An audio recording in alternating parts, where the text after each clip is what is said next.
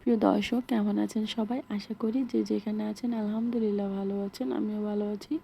আজকে একটি খুব সহজ একটা রেসিপি নিয়ে আসলাম, লাল শাক। অনেকেই লাল শাক খুব পছন্দ করেন রান্না করে খেতে। কেউ বা মাছ দিয়ে রান্না করেন, কেউ বা ভেজে পছন্দ করেন।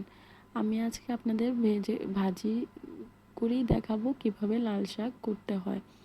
প্রথমে আমি এখানে 2টা পেঁয়াজ কুচি করে দিয়ে দিয়েছি। প্রথমে আমি আগে তেল দিয়েছি, তারপর আমি পেঁয়াজ কুচিগুলো দিয়েছি। এরপর আমি এখানে 1 চামচ রসুন বাটা দিয়ে দিয়েছি।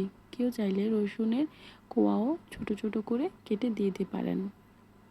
যেহেতু আমি রসুন বাটাটা ব্যবহার করেছি, রসুনের কোয়াটা আমি আর এখানে দেইনি। এরপর আমি এখানে লাল শাক আগে থেকেই কেটে ধুয়ে নিয়েছি। এরপর আমি এখানে লাল শাক দিয়ে দিব। আগে বলে নিই, লাল শাকে পানি দেওয়ার কোনো প্রয়োজন নেই। এই লাল শাক থেকে পানি বের হয়। এরপর ঢাকনা দিয়ে দেব, শাকটা যেন সিদ্ধ হয়। অনেকটা সিদ্ধ হয়ে আসলে আমি ঢাকনাটা খুলে দেব।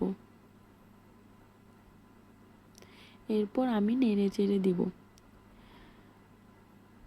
শরীর ভালো রাখতে চাইলে শাকসবজি বেশি বেশি করে খেতে হবে। শাকসবজির কোনো বিকল্প নেই। শাকসবজি শরীরের অনেক ক্ষতিকারক রোগবালাই থেকে রক্ষা করতে সাহায্য করে। দেখুন, শাক থেকে পানি এসেছে। পানিটা শুকিয়ে আসবে। শুকিয়ে আসলে আমি এখানে 4 থেকে 5টি কাঁচামরিচ দিয়ে দিব। আপনারা চাইলে শুকনো মরিচও ব্যবহার করতে পারেন। তার আগে বলিনি, আমি এখানে একটু লবণ ব্যবহার করেছি। লবণের পরিমাণটা একটু কমই দিবেন। প্রথমে যদি বেশি লবণ দিয়ে দেওয়া হয়, এতে লবণের পরিমাণটা বেশি লাগে।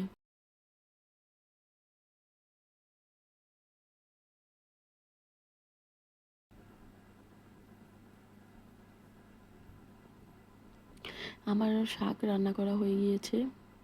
আপনারা চাইলে কিন্তু শুকনো মরিচ ব্যবহার করতে পারেন। এতে টেস্টটা আরও দ্বিগুণ হয়। আমি হাতের কাছে কাঁচামরিচটা পেয়েছিলাম, তাই কাঁচামরিচটাই আমি ব্যবহার করেছি। আমার রেসিপিটি রান্না করা হয়ে গিয়েছে। ভালো থাকবেন সবাই। আল্লাহ হাফেজ।